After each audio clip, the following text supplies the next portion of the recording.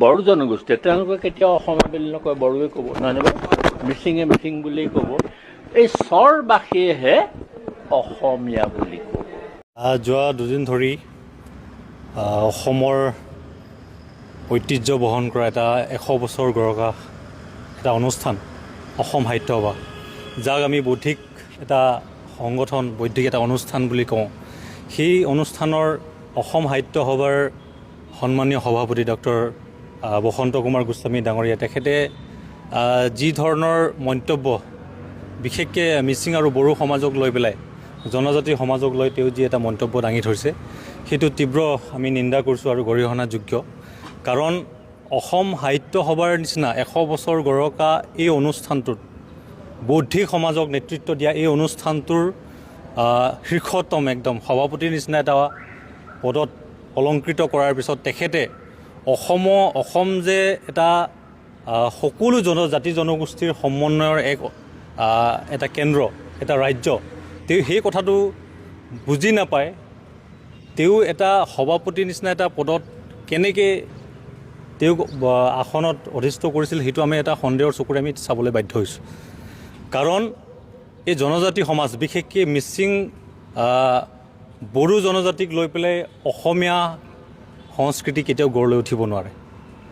যদিহে তেওঁ ভাবিছে যে মিচিং বড়ো সমাজক বাদ দি পেলাই অসম বা অসমীয়া সমাজ বুলি তেওঁ যদি গঠন কৰিব বিচাৰিছে, তেনেহ'লে প্ৰথমতে তেওঁ অসমীয়াৰ যি খিলঞ্জীয়াৰ সংজ্ঞা তেওঁ প্ৰথমতে নিৰূপণ কৰক। আজিলৈকে অসমীয়াৰ সংজ্ঞা, অসমত অসমীয়াৰ সংজ্ঞাটো কোনো এটা সঠিক সংজ্ঞা দিব পৰা নাই। গতিকে অসম সাহিত্য সভাই প্ৰথমতে সেই কথাটোক তেওঁলোকে আগত ৰাখি পেলাই যে অসমীয়া কোন হয় অসমত, সেইটো সংজ্ঞাটো প্ৰথমতে নিৰূপণ কৰক। তাৰপিছত যদিহে তেওঁলোকে নিৰূপণ কৰাৰ সেই সময়ত যদিহে মিচিং সমাজক বাদ দি, বড়ো সমাজক বাদ দি, জনজাতি সমাজক বাদ দি পেলাই যদি অসমীয়াৰ সংজ্ঞা যদি তেওঁলোকে নিৰূপণ কৰে, তাত আমাৰ ক'বলগীয়া নাই। কিন্তু তেখেতে যি ধৰণৰ এটা জনজাতি বিদ্বেষ মনোভাৱ লৈ পেলাই তেওঁ কৈছে যে আজি যি আমাৰ যি সাতামপুৰীয়া যিটো সমন্বয়, যি সম্পৰ্ক, আজি অসমক আমি যি ধৰণে এটা আগুৱাই নিয়াৰ স্বাৰ্থত আজি এই জনজাতীয় সমাজে যি ধৰণে কাম কৰিছে, অৱদান আগবঢ়াইছে, আপোনাৰ ৰূপনাথ ব্ৰহ্ম, ভীমবৰ দেউৰী, তাৰ লগতে আমাৰ মিচিং জনগোষ্ঠীটোৰ যিহেতু অসম সাহিত্য সভাৰ নিচিনা এটা অনুষ্ঠানত নাহেন্দ্ৰ পাদুন তেখেতে প্ৰধান সম্পাদকৰ দৰে এটা দায়িত্বৰ ইতিমধ্যে বহন কৰিছে।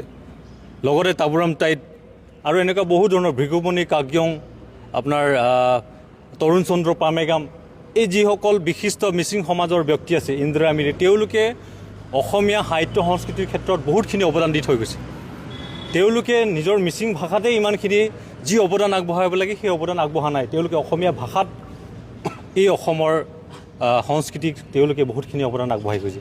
তেনে ক্ষেত্ৰত আজি মিচিং সমাজক অসমীয়া নহয় আৰু অসমীয়া ভাষা জীয়াই ৰখাৰ স্বাৰ্থত মিচিং সমাজৰ একো অৱদান নাই, সেই কথাবিলাকে আমাক মনোকষ্ট দিছে। আৰু তেওঁৰ দৰে এজন বিশিষ্ট ব্যক্তিয়ে, এজন সমাজৰ এজন জ্যেষ্ঠ ব্যক্তি হৈ পেলাই আৰু অসম সাহিত্য সভাৰ নিচিনা এটা অনুষ্ঠানত, বৌদ্ধিক অনুষ্ঠানত সভাপতিৰ পদ অলংকৃত কৰি পেলাই তেনেধৰণৰ মন্তব্য যদি আগবঢ়ায়, তেনেহ'লে ইয়াতকৈ আৰু দুৰ্ভাগ্যজনক অসমৰ ইতিহাসত আৰু ক'তো নাই।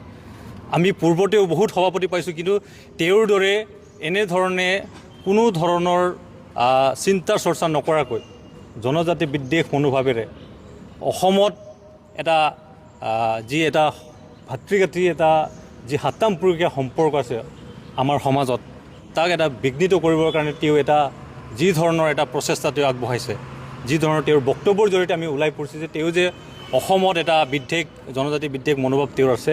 আৰু সেই কথাটোকে আমি আহ্বান জনাওঁ অসম সাহিত্য সভাৰ তেওঁলোকৰ কাৰ্যনিৰ্বাহক সভাই এই কথাটোক লৈ পেলাই তেওঁলোকে আলোচনা কৰক আৰু ডক্টৰ বসন্ত কুমাৰ গোস্বামী ডাঙৰীয়াই তেখেতৰ এই বক্তব্যক তেওঁ উঠাই ল'ব লাগে।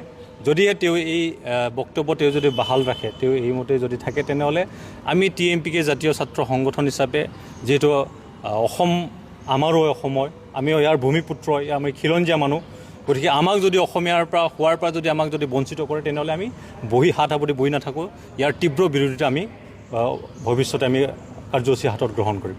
গতিকে অনতিপলমে তেওঁ পদত্যাগ কৰক, অন্যথা অসম সাহিত্য সভাৰ কাৰ্যনিৰ্বাহক তেওঁলোকৰ মজিয়াত আলোচনা কৰক, যাতে এনেধৰণৰ জনজাতি বিদ্বেষ মনোভাৱ, মিচিং বিৰোধী মনোভাৱ আৰু অসমীয়াৰ যি আমাৰ যি সাতামপুৰকে যি অসমীয়াৰ সম্পৰ্ক জাতি জনগোষ্ঠী বিভিন্ন মানুহক লৈ পেলাই যি অসমীয়া আজি সমাজ গঠন হৈছে জাতি গঠন হৈছে সেই জাতি গঠন প্ৰক্ৰিয়াত যাতে তেখেতৰ নিচিনা নিজ মনোবৃত্তিৰ মানুহে যাতে সেই সম্পৰ্কত যাতে বিঘিনি নঘটাওক তাক পুনৰবাৰ তেখেতক আমি সকিয়নি প্ৰদান কৰিছোঁ।